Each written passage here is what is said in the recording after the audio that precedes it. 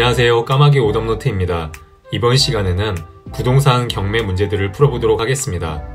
12년 39번 문제는 옳은 것을 고르는 문제입니다. 1번 기일 입찰에서 매수 신청의 보증 금액은 매수 신고 가격의 10분의 1로 한다. 매수 신고 가격이 아니라 최저 매각 가격의 10분의 1로 합니다. 2번 차순위 매수 신고는 그 신고액이 최고가 매수 신고액에서 그 보증액을 뺀 금액을 넘는 때에만 할 수 있다. 맞는 내용입니다. 3번 매수인은 매각대금이 지급되어 법원 사무관 등이 소유권 이전 등기를 촉탁한 때에 매각의 목적인 권리를 취득한다. 매수인은 매각대금을 다 낸 때에 목적물의 권리를 취득합니다. 4번 매각 허가 결정이 확정되면 매수인은 법원이 정한 대금 지급 기일에 매각대금을 지급해야 한다. 법원이 정한 대금 지급 기한까지 매각대금을 지급해야 합니다. 5번 재매각 절차에서 전에 매수인은 매수 신청을 할 수 있다. 재매각 절차에서 전에 매수인은 매수 신청을 할 수 없습니다. 12년 39번 문제의 정답은 2번입니다. 15년 37번 문제는 옳은 것을 고르는 문제입니다. 1번 기일 입찰에서 매수 신청인은 보증으로 매수 가격의 10분의 1에 해당하는 금액을 집행관에게 제공해야 한다.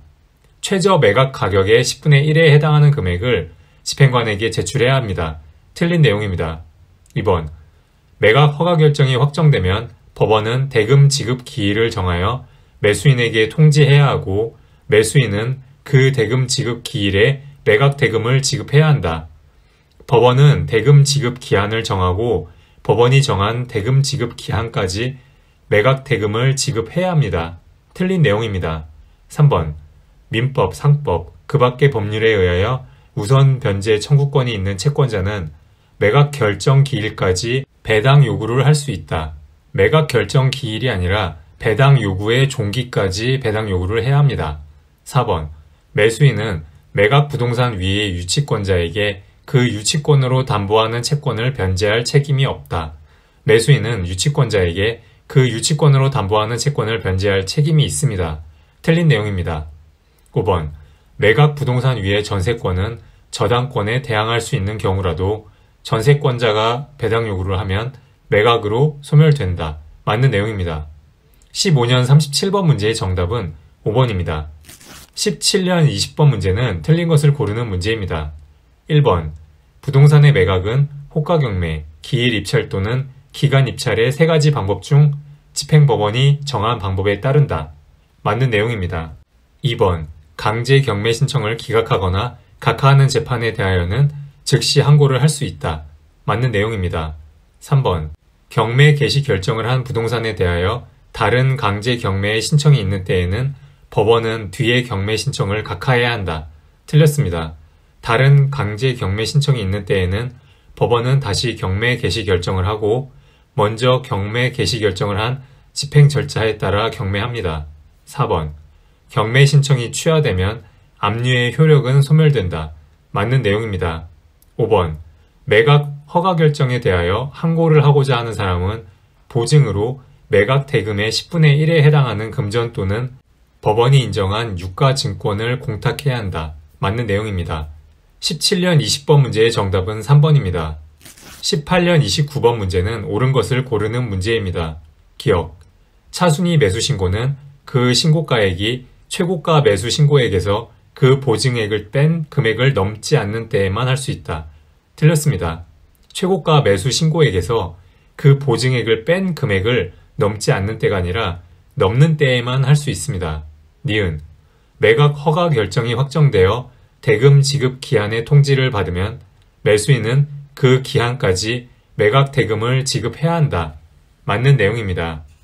디귿 매수인은 매각 대금을 다 낸 후 소유권 이전 등기를 촉탁한 때에 매각의 목적인 권리를 취득한다. 틀린 내용입니다. 매각 대금을 다 낸 때에 목적물의 권리를 취득합니다. 리을 매각 부동산의 후순위 저당권자가 경매 신청을 하여 매각되어도 선순위 저당권은 매각으로 소멸되지 않는다. 틀린 내용입니다. 저당권은 매수인의 매수로 말소됩니다. 18년 29번 문제의 정답은 2번입니다. 19년 33번 문제는 옳은 것을 고르는 문제입니다. 1번 갑이 1억 2천만 원의 매수 신청을 하려는 경우 법원에서 달리 정함이 없으면 1,200만 원을 보증 금액으로 제공하여야 한다.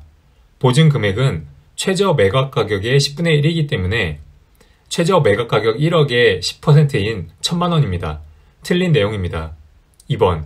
최고가 매수 신고를 한 사람이 2명인 때에는 법원은 그 2명뿐만 아니라 모든 사람에게 다시 입찰하게 하여야 한다.